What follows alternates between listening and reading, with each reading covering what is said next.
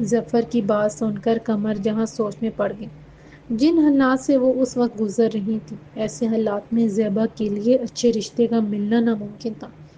زینت کو انکار کرنے کا ان میں دم نہیں تھا، نہ چاہتے ہوئے بھی وہ خود کو اس رشتے کے لیے تیار کرنے لگی۔ شہزاد جیسا بھی تھا، انہیں اب اسے داماد کی صورت میں قبول کرنا تھا، یہی تقدیر کا فیصلہ تھا۔ ہر دن اپنے انداز میں طلوع ہو کر ڈھل رہا تھا، زندگی مقررہ مدار میں گھوم رہی تھی، شمیر کے روز و شب ایک ہی انداز میں گزر رہے تھے۔ اچانک اس کی زندگی کے روز و شب میں تبدیلی آ گئی۔ چاچا ناصر کی بیماری کے باعث وہ ذمہ داری سے کاروبار سنبھالنے لگا۔ دکان میں دلچسپی لینے کے باعث شمیر کی آئمہ سے روز ہونے والی ملاقاتیں کم ہو کر ہفتے میں ایک دن محدود ہو گئی تھیں۔ اتوار کا دن تھا، شمیر چاچا کے ساتھ ناشتہ کر کے فارغ ہوا تھا۔ آئمہ مستقل میسیجز کر کے اسے گھر بلا رہی تھی، شمیر اس کے پیغامات کے جواب دینے میں مصروف تھا۔ تبھی اس کے چاچا ناصر نے کہا، شمیر، منال کے بارے میں تمہارا کیا خیال ہے؟ تم کہو تو اس سلسلے کو آگے بڑھایا جائے؟ جی بالکل، آپ اس سلسلے کو آگے بڑھائیں۔ منال کو میں نے دیکھ لیا ہے، میں اس سے شادی کے لیے تیار ہوں، شمیر نے جواب دیا۔ کئی مہینوں سے چاچا کی جاننے والی ایک خاتون شمیر کے لیے لڑکیاں دکھائی جا رہی تھی۔ بالآخر ایک لڑکی شمیر کو پسند آ گئی۔ شکر ہے اللہ کا، تمہیں کوئی لڑکی تو پسند آئی۔ میں آج ہی شمیم باجی کو بلوا کر تمہارے رشتے کی بات پکی کرواتا ہوں۔ جتنی جلدی تمہاری شادی ہو جائے اتنا ہی بہتر ہے۔ جیسے آپ کی مرضی، شمیر نے تابعداری سے کہا۔ پھر سوچنے لگا آئمہ سے کیسے قطع تعلق کیا جائے۔ آئمہ سے جان چھڑانے کے بارے میں وہ کئی روز سے سوچ رہا تھا، مگر وہ خود میں ہمت نہیں پا رہا تھا۔ جانے آئمہ کا کیا رد عمل ہو۔ ایک ہفتے بعد شمیر کی منال سے منگنی ہو گئی۔ شمیر منگنی کی مٹھائی لے کر آئمہ کے گھر پہنچا تو وہ سخت پریشان تھی۔ شمیر کو دیکھتی غصے میں بولی، تم نے مجھ سے چھپا کر منگنی کر لی اور مٹھائی لے کر میرے گھر چلے آئے۔ کیا ضرورت تھی تمہیں منگنی کرنے کی؟ میں کیا کرتا، کب سے چاچا کو ٹال رہا تھا، لیکن انہوں نے مجھے راضی کر کے ہی دام لیا۔ تم کنواری ہوتی تو میں تم سے ضرور شادی کر لیتا۔ تمہارے شوہر کی موجودگی میں میری تم سے شادی نہیں ہو سکتی۔ یہ بات تم بھی جانتی ہو، اچھی طرح جانتی ہو۔ ایک ساتھ میں کئی پریشانیوں کا شکار ہو گئی ہوں۔ آج صبح فرحات کا فون آیا تھا، وہ بیمار ہے، اس نے واپس آنے کا فیصلہ کر لیا ہے۔ پرسوں کی فلائٹ سے وہ واپس پہنچ رہا ہے۔ آئمہ کے اس انکشاف کو سن کر شمیر کا حوصلہ بڑھ گیا۔ آئمہ سے چھٹکارا پانے کا قدرت نے موقع فراہم کر دیا تھا۔ اس میں ٹینشن کی کیا بات ہے؟ اللہ کا شکر ہے فرحات آ رہا ہے، تو میں بہت سے معاملات میں اس کی مدد کی ضرورت ہے۔ آئمہ کا چہرہ سفید پڑ گیا۔ قدرے توقف کے بعد اس نے کہا، میں فرحات کے ساتھ اب رہنا نہیں چاہتی۔ کیوں؟ کیا وہ تمہارا شوہر نہیں ہے؟ شمیر نے تنزیہ لہجے میں پوچھا۔ سیدھی سی بات ہے، شوہر کے ہوتے ہوئے میں تمہارے عشق میں گرفتار ہو گئی ہوں۔ میں اس سے نہیں، تم سے محبت کرتی ہوں۔ مرتے دم تک میں تمہارے ساتھ رہنا چاہتی ہوں۔ لوگوں کی مجھے کوئی پرواہ نہیں۔ آئمہ، تم بیوی ہونے کے ساتھ ماں بھی ہو۔ میرے اور تمہارے درمیان جو کچھ ہوا وہ بھول جاؤ۔ میرے خیال میں تمہیں اپنے شوہر کے ساتھ زندگی گزارنی چاہیے۔ شمیر نے اطمینان بھرے لہجے میں بات مکمل کی۔ آئمہ کے ماتھے پر بل پڑ گئے۔ وہ بولی، یہ بات تم مجھے سمجھا رہے ہو، تمہیں شرم آنی چاہیے۔ آئمہ، تم مجھے کچھ بھی کہو، ہم دونوں خطاوار ہیں۔ اب جو ہونا تھا ہو چکا، ہمیں اپنے کیے پر نادم ہونا چاہیے اور اللہ سے ڈرنا چاہیے۔ تمہارا خوف خدا پہلے کہاں تھا؟ صاف کیوں نہیں کہتے کہ تم مجھ سے جان چھڑانا چاہتے ہو؟ مگر میں پیچھے ہٹنے والوں میں سے نہیں ہوں۔ میں فرحات کو حقیقت بتا دوں گی، تمہیں مجھ سے شادی کرنا ہوگی۔ آئمہ، میں جا رہا ہوں، اس وقت تم جذباتی ہو رہی ہو۔ میں آج کے بعد کبھی اس گھر میں نہیں آؤں گا۔ شمیر تیزی سے اٹھ کر باہر کی جانب بڑھا۔ آئمہ اسے آوازیں دیتی رہ گئی۔ 2 روز بعد فرحات واپس گھر پہنچ گیا۔ اپنی واپسی کے اگلے دن وہ شمیر کے گھر میں بیٹھا اس سے شکوہ کر رہا تھا، تم کیسے دوست ہو، مجھ سے ملنے نہیں آ؟ بس یار، دکان کی پوری ذمہ داری مجھ پر آ پڑی ہے۔ چاچا بیماری کی وجہ سے گھر تک محدود ہو گئے۔ تم نے واپسی کا فیصلہ اچانک کر لیا، سنا ہے تم بیمار ہو گئے تھے۔ ہاں، میرے پتے کا آپریشن ہوا، شدید درد اٹھا تھا۔ اب یہاں آرام کرنے کی غرض سے آیا ہوں، سوچ رہا ہوں کہ واپس جاؤں یا نہیں۔ تم آئمہ نے بتایا ہوگا۔ ایسے بے وفا دوست تو ایک فون کال تک نہیں کی۔ میری ساس بتا رہی تھی، میری غیر موجودگی میں تم نے گھر والوں کا بہت خیال رکھا۔ بھائی، میرا بھی کچھ خیال کر لیتے۔ فرحات کی بات سن کر شمیر جھنک گیا۔ سنا ہے تمہاری منگنی ہو گئی ہے، شادی کا کب تک ارادہ ہے؟ فرحات نے بات کو آگے بڑھاتے ہوئے پوچھا۔ 1 ماہ بعد چاچا کا بس چلے تو وہ آج ہی منال کو رخصت کرا کے لے آئے۔ تم بہت کہہ رہے ہو، شادی سر پر ہے اور تاریخ چھپائے بیٹھے ہو۔ میں آئمہ سے کہہ دیتا ہوں وہ تمہاری ہونے والی دلہن کی شاپنگ کے سلسلے میں تمہاری مدد کر دے گی۔ ہم تینوں اکٹھے شاپنگ کے لیے چلتے ہیں۔ اس کی ضرورت نہیں، ہم نے منال کو شاپنگ کے لیے رقم دے دی ہے، وہ اپنی پسند سے جیولری اور کپڑے خرید لے گی۔ ویسے بھی شادی سادگی سے ہو رہی ہے، شامیر نے بتایا۔ فرحاد کچھ دیر اس کے پاس بیٹھ کر گھر واپس آ گیا۔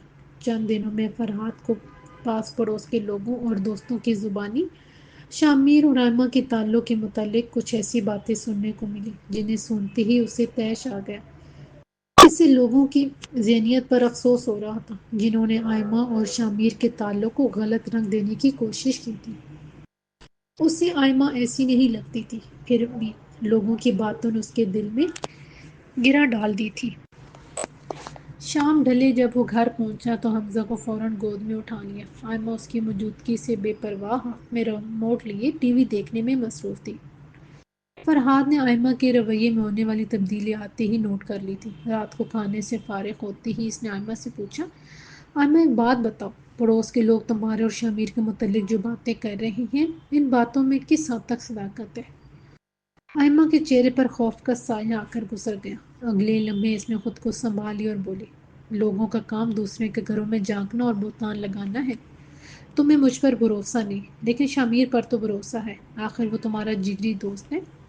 تمہاری موجودگی میں پہلے بھی وہ ہمارے گھر آتا رہا، تم نے کبھی اس کی نظروں سے اندازہ لگایا کہ وہ مجھے بری نیت سے دیکھ رہا ہے؟ آئمہ، شامیر کے بدلے ہوئے رویے کو تو میں نے دیکھ لیا ہے، تبھی لوگوں کی باتیں میرے دل کو لگ رہی ہیں۔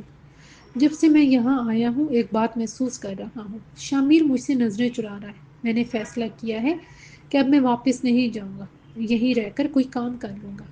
فرحاد کی بات سن کر آئمہ کو شدید غصہ آ گیا۔ وہ ایک مہینے کے لیے فرحاد کا وجود برداشت کرنے کے لیے تیار نہیں تھی، اور فرحاد اس کے جذبات سے بے پرواہ ہو کر مستقل یہاں رہنے کی بات کر رہا تھا۔ آئمہ فوراً بولی، تم نے باہر رہ کر کتنا کما لیا ہے جو یہاں مستقل رہنے کی بات کر رہے ہو؟ میں تمہارے اس فیصلے کو قبول کرنے کو تیار نہیں ہوں۔ تمہیں جاننا ہوگا، قسمت کی مہربانی سے تمہیں باہر جانے کا موقع مل گیا ہے، ورنہ یہاں بیٹھے کبوتر اڑاتے رہتے۔ میں یہاں بہت اطمینان سے ہوں، تم میری اور حمزہ کی فکر چھوڑ دو، کمانے کی فکر کرو۔ اچھا ٹھیک ہے، تم ٹینشن کیوں لے رہی ہو؟ مجھے کیا کرنا ہے یہ میں بہتر سمجھتا ہوں، فرحاد نے کچھ سوچتے ہوئے کہا۔ وہ آئمہ سے مزید الجھنے کے موڈ میں نہیں تھا۔ شامیر رات کے 11 بجے اپنے کمرے میں آیا تو وہ سارے دن کی بھاگ دوڑ کی وجہ سے تھک چکا تھا۔ بیڈ کی چادر صحیح کرتے ہوئے وہ لیٹنے کا ارادہ کر ہی رہا تھا کہ اس کے موبائل پر کال آ گئی۔ نمبر انجانا تھا۔ شامیر سوچ میں پڑ گیا کہ کال ریسیو کرے یا نہیں، اتنے میں بیل بجنا بند ہو گئی۔ شامیر بیڈ پر لیٹ گیا۔ چند منٹ بعد دوبارہ اسی نمبر سے کال آ گئی۔ شامیر نے موبائل آن کر لیا، دوسری طرف آئمہ موجود تھی۔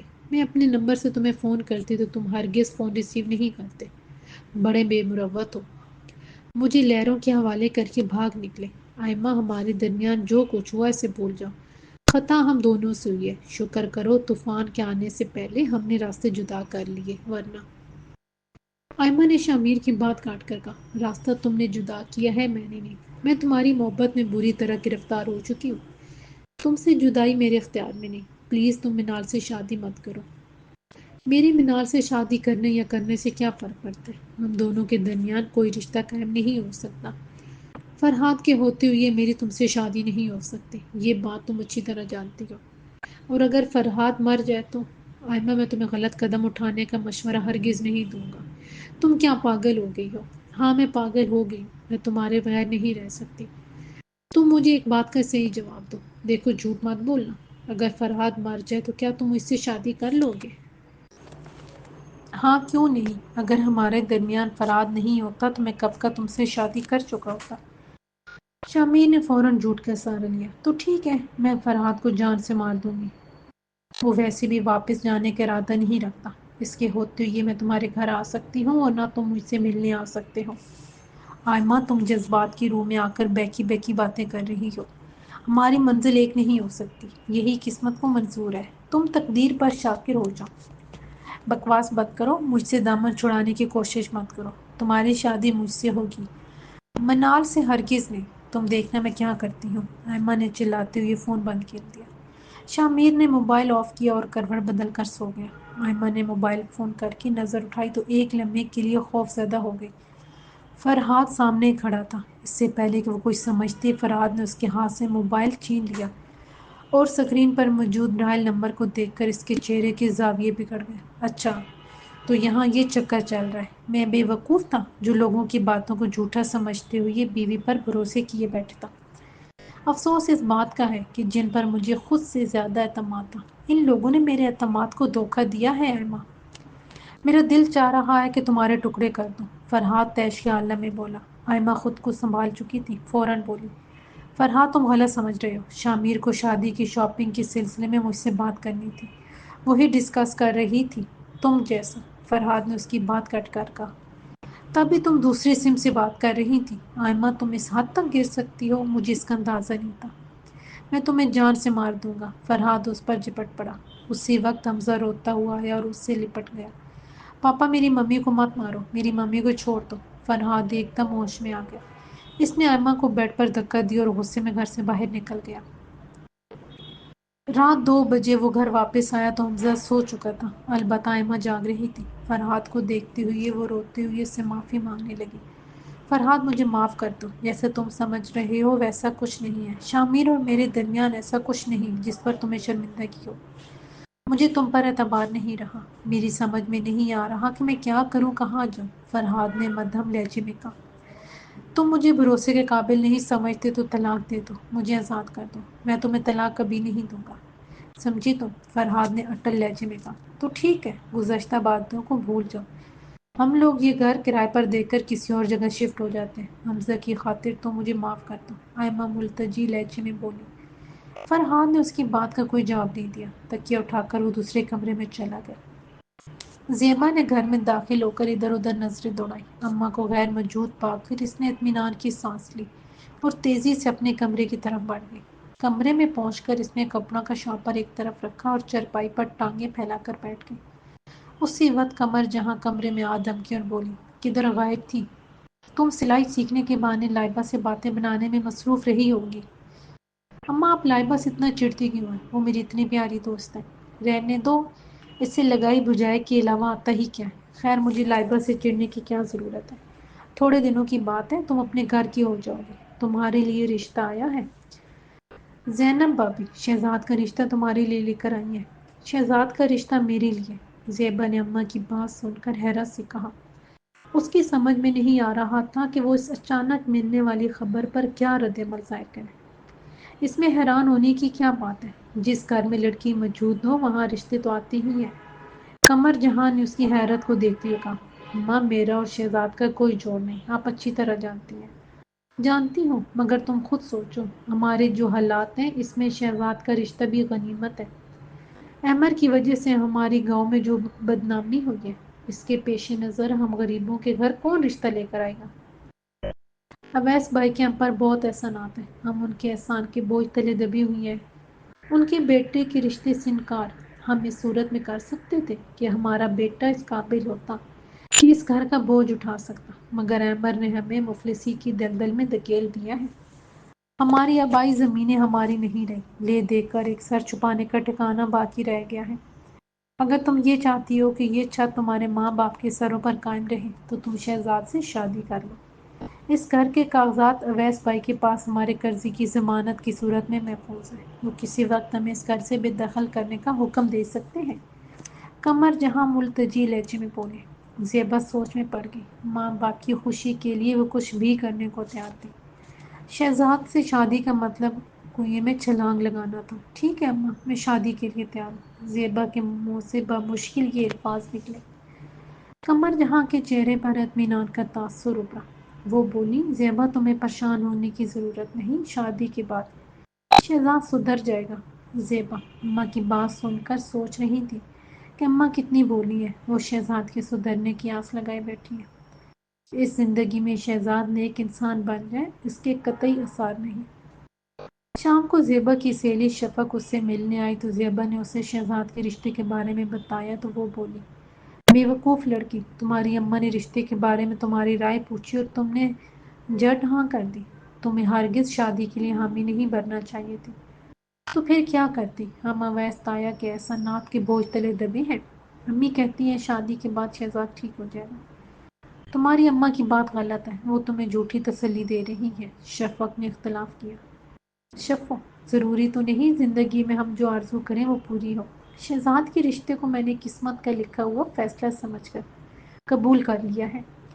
زیبا، تم فضول کی باتیں کر رہی ہو، انسان اپنے عمل سے بھی اپنی تقدیر بدلتا ہے۔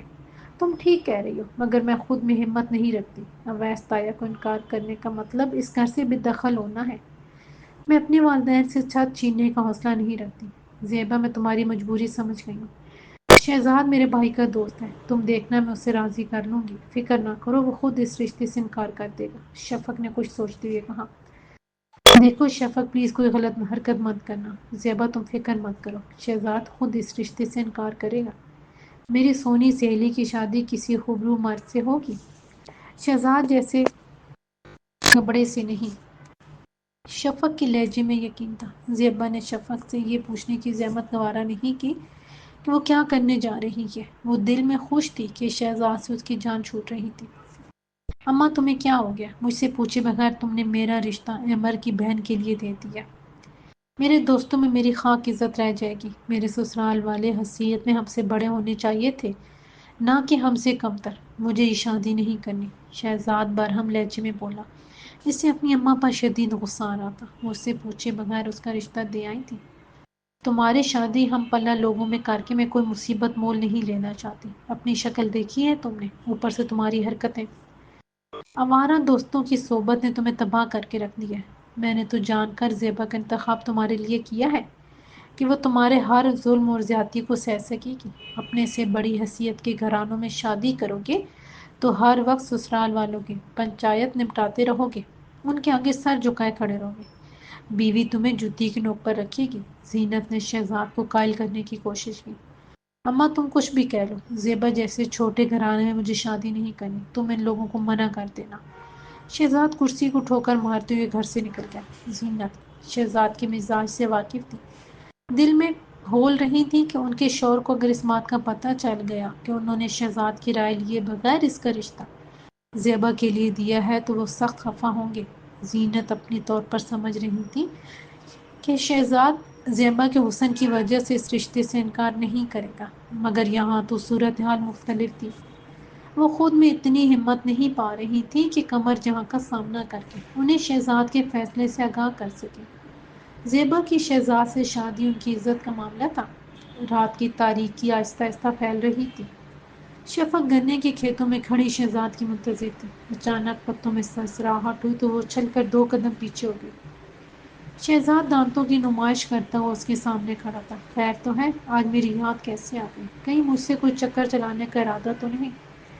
اپنے یار جمیل کے سامنے تو بڑی شریف بننے کی ایکٹنگ کرتی ہوں۔ شہزاد کی بات مکمل ہوتے ہی شفق کا غصے سے چہرہ سرخ ہو گیا۔ وہ اپنے غصے کو کنٹرول کرتے ہوئے بولی، اللہ کا شکر ہے ابھی میرا دماغ خراب نہیں ہوا جو میں تم سے عشق کرنے لگا۔ میں نے تمہیں یہاں ایک ضروری بات کرنے کے لیے بلایا تھا۔ مجھے زیبا کے بارے میں تم سے بات کرنا تھی۔ کون سی بات؟ شہزاد کے ماتھے پر بل پڑ گیا۔ دیکھو شہزاد، تم یہ بات اپنے تک محدود رکھنا۔ زیبا تم سے شادی کرنا نہیں چاہتی۔ تمہاری اماں اس کی غربت اور مجبوری کا فائدہ اٹھا کر اسے اپنی بہو بنانا چاہتی ہے۔ زیبا اپنے ماں باپ کی مجبوریوں کو دیکھتے ہوئے اس رشتے سے انکار کی ہمت نہیں رکھتی۔ بہتر ہوگا تم خود اپنی ماں کے سامنے انکار کر دو کہ تمہیں زیبا سے شادی نہیں کرنی۔ ویسے بھی تمہارا اور اس کا جوڑ نہیں بنتا۔ شفقت نے دھیمے لہجے میں بات مکمل کی۔ مجھے تو کوئی اور چکر لگ رہا ہے۔ یقیناً زیبا کسی اور لڑکے کو پسند کرتی ہے، تبھی اس نے تمہیں یہاں بھیجا ہے کہ تم مجھے رشتے سے انکار کے لیے رضامند کرو۔ یہ بتاؤ کون لڑکا ہے جس کے اور زیبا کے بیچ عشق کا چکر چل رہا ہے؟ تمہیں اس سے مطلب، تم زیبا کے راستے سے ہٹ جاؤ، یہ تمہارا اس پر احسان ہوگا۔ ٹھیک ہے، میں اس رشتے سے انکار کر دیتا ہوں اور تمہارے گھر اپنا رشتہ بھیج دیتا ہوں۔ تم بھی کسی سے کم نہیں ہو۔ شہزاد نے شفق کی بات مکمل ہوتے ہی احمقانہ انداز میں کہا۔ شہزاد، میں مذاق نہیں کر رہی، شادی کا معاملہ زندگی کا اہم ترین فیصلہ ہے۔ یہ سلسلہ آگے تبھی کامیاب ہوتا ہے جب میاں بیوی اس رشتے کو دل سے قبول کریں۔ پلیز شہزاد، تم میری سہیلی کی خاطر اس رشتے سے انکار کر دو، تمہیں بہت ثواب ملے گا۔ مجھے اس طرح کی نیکیاں کمانے کا کوئی شوق نہیں۔ زیبا کی اوقات میرے آگے 2 کوڑی کی ہیں۔ سیدھی طرح مجھے بتاؤ زیبا کا چکر کس سے چل رہا ہے جو اس نے تمہیں یہاں مجھ سے بات کرنے کے لیے بھیجا؟ مجھے اس بارے میں اس نے کچھ نہیں بتایا۔ تم بتاؤ، تم اس شادی سے انکار کر رہی ہو؟ شفق نے سخت لہجے میں پوچھا۔ ہرگز نہیں، اب میں زیبا سے شادی ضرور کروں گا۔ اس سے کہنا اس میں ہمت ہے تو خود اس رشتے سے منع کرے۔ شہزاد فیصلہ کن انداز میں اپنی بات کہتا ہوا چلا گیا۔ شہزاد سنو تو۔ شفق کی بات ادھوری رہ گئی۔ وہ درختوں کے جھنڈ میں تیزی سے غائب ہو گیا تھا۔ پر ہاں، آئمہ اور شامیر کے تعلقات اور لوگوں کے سلسلے میں کہی جانے والی باتوں سے خاصا دل برداشتہ تھا۔ اس کا دل چاہ رہا تھا کہ وہ آئمہ اور شامیر کو جان سے مار دے، مگر شریف ہونے کے ناطے اس نے دل کے خلاف فیصلہ کیا اور ایک دن خود ہی خبر بن گیا۔ فرحاد کی اچانک موت نے لوگوں کو حیرت میں ڈال دیا تھا۔ فرحاد کی موت زہر کھانے سے واقع ہوئی تھی اور آئمہ کے مطابق فرحاد نے خودکشی کی تھی، لیکن محلے کے لوگ فرحاد کی موت کو خودکشی نہیں قتل قرار دے رہے تھے۔ پولیس آئی اور تفتیش کے لیے آئمہ کو اپنے ساتھ لے گئی، مگر اس پر جرم ثابت نہیں ہو سکا۔ وجہ فرحاد کا وہ خط تھا جو اس نے مرنے سے پہلے لکھا تھا، جس میں اس نے اعتراف کیا تھا کہ وہ شرمندگی سے مجبور ہو کر زہر کھا رہا ہے۔ آئمہ رہا ہو گئی۔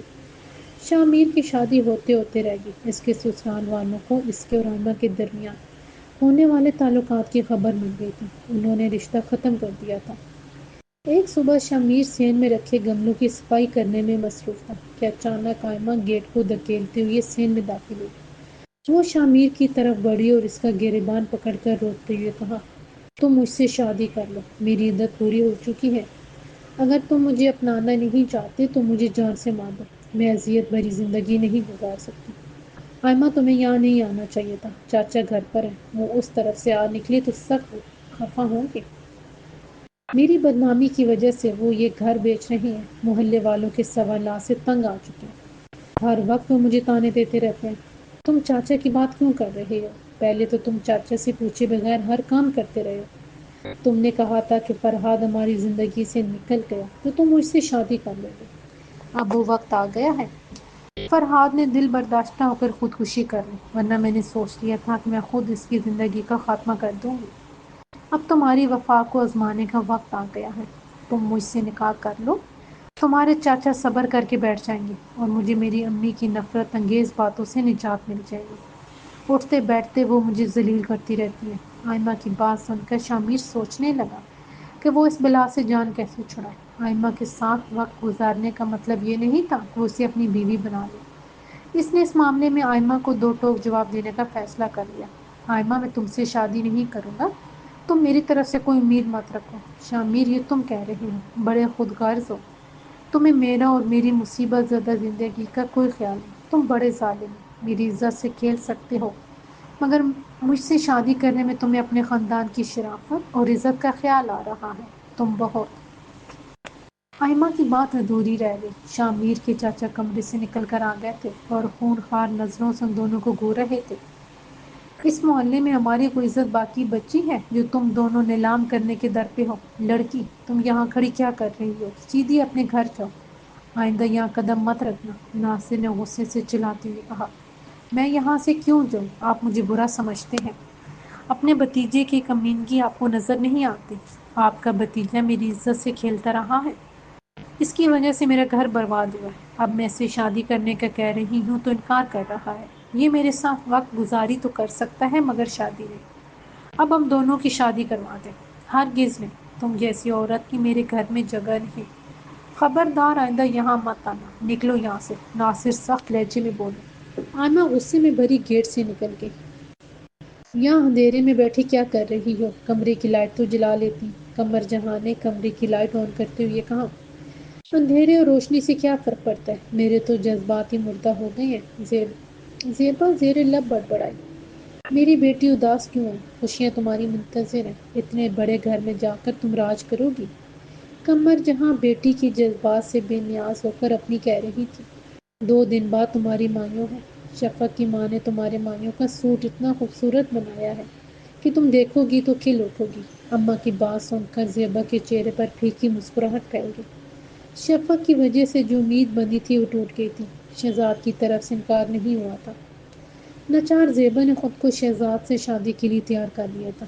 قمر جہاں زیبا کو شادی کی تیاری کے بارے میں بتا رہی تھی، وہ چپ چاپ بیٹھی ان کی گفتگو سن رہی تھی۔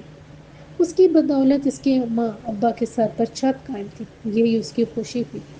6 روز بعد وہ شہزاد کے ساتھ رخصت ہو رہی تھی۔ اس نے دل پر جبر کر کے شہزاد کو قبول کر لیا تھا۔ شہزاد نے پہلی رات ہی اس کے کردار پر شک کرنا شروع کر دیا تھا۔ وہ بولا، زیبا سچ بتاؤ، تمہارا کس سے چکر تھا جو تم نے شفق کو مجھ سے بات کرنے بھیجا تھا؟ شہزاد نے گھونگھٹ اٹھاتے ہی زیبا کی تعریف میں کوئی جملہ کہنے کی بجائے ایسی بات کہی تو وہ ایک دم بکھلا گئی۔ یہ آپ کیا کہہ رہے ہیں؟ پورا گاؤں جانتا ہے کہ میں ایسی لڑکی نہیں جو کسی لڑکے سے عشق لڑاتی پھرے۔ زیبا کے منہ سے بمشکل نکلا، اگر تمہارا کسی سے چکر نہیں تھا تو تم نے شفو کو کیوں بھیجا تھا؟ دیکھ لو، آج میں تمہارا شوہر بن گیا ہوں۔ تم مجھ سے شادی نہیں کرنا چاہتی تھی، یہ میری انا کو گوارا نہیں تھا، اسی لیے میں نے اماں سے کہا کہ مجھے تم سے ہر صورت شادی کرنی ہے، اور دیکھ لو تم میری بیوی بن گئی۔ میری بیوی ہوتے ہوئے بھی تمہیں میری وہ عزت نہیں دوں گا جو تمہارا حق ہے۔ رہا تمہارا عاشق، اس کا بھی میں پتہ چلا لوں گا، جس کی خاطر تم مجھے ٹھکرا رہی تھی۔ شہزاد ایسا کچھ نہیں، آپ غلط سمجھ رہے ہیں۔ زیبا کو اس کی باتوں سے وحشت ہو رہی تھی۔ شہزاد شکل کے ساتھ دل کا بھی اتنا برا ہوگا؟ زیبا کے وہم و گمان میں یہ بات نہیں تھی۔ شہزاد زیبا کو گاؤں کی لڑکیوں سے اپنے فرضی معاشقے کے قصے سنا رہا تھا۔ اس کی نظر میں عورت کی کوئی عزت نہیں تھی۔ اس کی باتیں زیبا کو سخت ناگوار گزر رہی تھی، مگر وہ بے بسی سے سن رہی تھی۔ زیبا کم بخت ماری کدھر مر گئی؟ کب سے آوازیں دے رہی ہوں، ذرا آ کر میرے پیر دبا دے۔ زینت بستر پر لیٹے لیٹے چلائی۔ چند منٹ بعد زیبا ان کے کمرے میں موجود تھی۔ منحوس کدھر رہ گئی تھی؟ انہوں نے چھوٹتے ہی پوچھا۔ بھابھی کے سر میں درد تھا، میں تیل لگا رہی تھی۔ وہ ہمیشہ کی روگی ہے، جب دیکھو کوئی نہ کوئی بیماری اسے لگی رہتی ہے۔ یہ بتا شہزاد، کچھ دیر پہلے تجھ پر کیوں غصہ نکال رہا تھا؟ میں نے تجھ سے کہا بھی ہے اس کا خیال رکھا کر، شوہر کی خدمت میں ہی جنت ہے۔ لہجے میں چھائی ناگواری پر قابو پاتے ہوئے انہوں نے سمجھایا۔ رات وہ کچھ زیادہ ہی نشے میں تھے، وہ بلا سبب مجھ پر الجھ پڑے، اتنی زور سے کمر پر ہاتھ جڑے کہ کمر میں شدید درد ہو رہا ہے۔ میں تو ان کے مزاج کو نہیں سمجھ سکی، بات بے بات غصے میں آ جاتے ہیں تائی۔ آپ ان پر سختی کریں، تب بھی یہ سدھریں گے، وہ ملتجی لہجے میں بولی۔ زینت زیبا کو گھورنے لگی، پھر کھودرے لہجے میں بولی، شہزاد اچھا بنا تھا، تم سے شادی اس سے راز نہیں آئی، تب بھی وہ دوستوں میں بیٹھا رہتا ہے۔ تم میں تو یہ خوبی نہیں تھی کہ شوہر کو اپنا بنا سکتی۔ فضول میں نے شہزاد کی شادی تم سے کر دی، وہ اس رشتے پر راضی میرے خاطر ہوا۔ ایک سے بڑھ کر ایک امیر گھرانے کے اپنی بیٹی اسے دینے کے لیے تیار تھے، مگر میں لالچ نہیں کیا، الٹا تم سے شادی کر کے تمہاری طرف کا سارا خرچہ اٹھایا، تمہیں گھر لا کر ایک جوان عورت کے کھانے اور کپڑے لتے کا بوجھ بڑھ گیا ہے۔ ہائے رے میری بیٹی کی قسمت، تم سے شادی کر کے پھوٹ گئی ہے۔ بین کرتے ہوئے انہوں نے ایک دم زیبا کو ڈانٹا، کم بخت ماری، ہاتھوں میں جان نہیں ہے، اتنے دھیرے پاؤں دبا رہی ہے، جان لگا کر دبا۔ زیبا کے ہاتھ تیزی سے ان کے پیر پر گردش کرنے لگے۔ اس کی آنکھوں میں نمی تیر گئی تھی۔ جب سے وہ بیاہ کر اس گھر میں آئی تھی، زینت کا کام صرف اسے اٹھتے بیٹھتے ذلیل کرنا تھا۔ وہ ان کے مزاج کی سختی کو برداشت بھی کر لیتی اگر شوہر کی توجہ اور محبت اسے حاصل ہو جاتی۔ شہزاد کی محبت کا حصول اس کے لیے خواب بن کر رہ گیا تھا۔ وہ سخت پریشان رہنے لگی تھی۔ زینت کی باتیں سن کر وہ کھول کر رہ جاتی تھی۔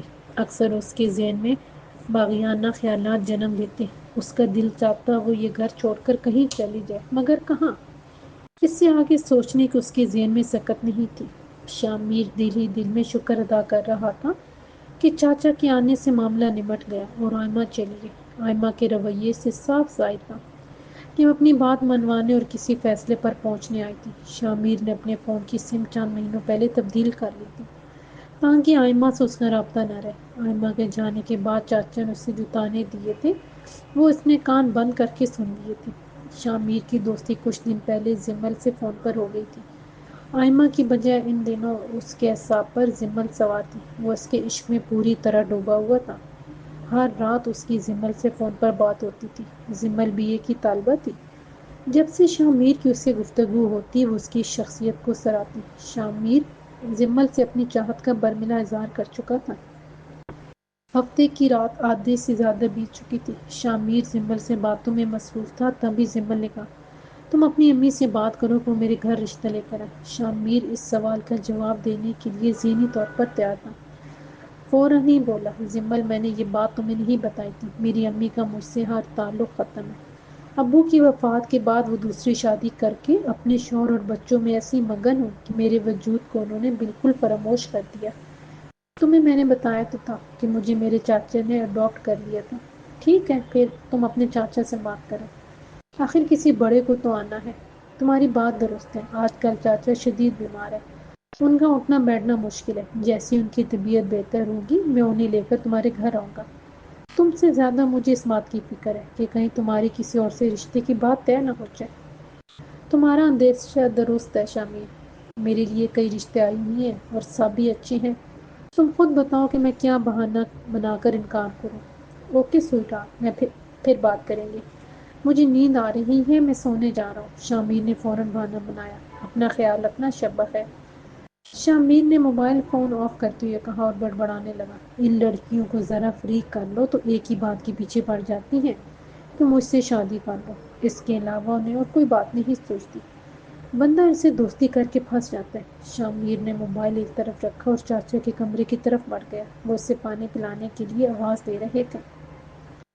زمل اگلے ہفتے کالج جانے کے لیے تیار ہو رہی تھی تو دل میں فیصلہ کر چکی تھی کہ وہ شامیر سے آج فیصلہ کن انداز میں بات کرے گی، وہ اسے اپنی زندگی میں شامل کرنے کا ارادہ رکھتا ہے یا نہیں۔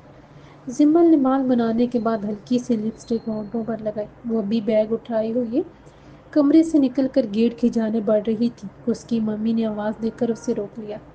زمل بغیر ناشتہ کے مت جاؤ، چلو شاباش دودھ پی لو۔ زمل نے مجبوراً دودھ کا گلاس پکڑتے ہوئے جلدی سے خالی کیا اور ممی کی ہدایات سننے کے بعد جب سٹاپ پر پہنچی تو بس آ چکی تھی۔ کالج میں زمل کی پڑھائی میں جی نہیں لگ رہا تھا۔ دن کے 11 بجے وہ فیصلہ کر چکی تھی کہ اسے شامیر کی دکان پر جا کے اسے ملاقات کر لینی چاہیے۔ اپنی سہیلیوں کو بتائے بغیر وہ دوپہر کو کالج سے نکل گئی، سیدھی شامیر کی دکان پر پہنچ گئی۔ خیریت؟ تم یوں بتائے بغیر اچانک دکان پر آ گئی؟ شامیر نے زمل کو تیز نظروں سے دیکھتے ہوئے کہا۔ ہاں، مجھے تم سے ضروری بات کرنا تھی، سوچا فون پر کرنے کی بجائے آمنے سامنے کر لی جائے۔ فی الحال میں دکان بند کر کے کھانا کھانے جا رہا ہوں، بہتر ہوگا کہ تم بھی میرے ساتھ چلو، یہاں بیٹھ کر باتیں کرنے میں مزہ نہیں آئے گا۔ شامیر زمل کو ساتھ لے کر نزدیکی ریسٹورنٹ کی جانب بڑھا تو اسی وقت آئمہ آدم کی۔ شامیر، مجھے چھوڑ کر تم اس معصوم سی لڑکی کو پھانسنے کے چکر میں ہو، کچھ اپنے اندر خوف خدا پیدا کر لو، کب تک تم لڑکیوں کی زندگیوں کو یوں برباد کرتے رہو گے؟ آئمہ نے شامیر کی طرف دیکھتے ہوئے زہر خند لہجے میں اپنی بات مکمل کی۔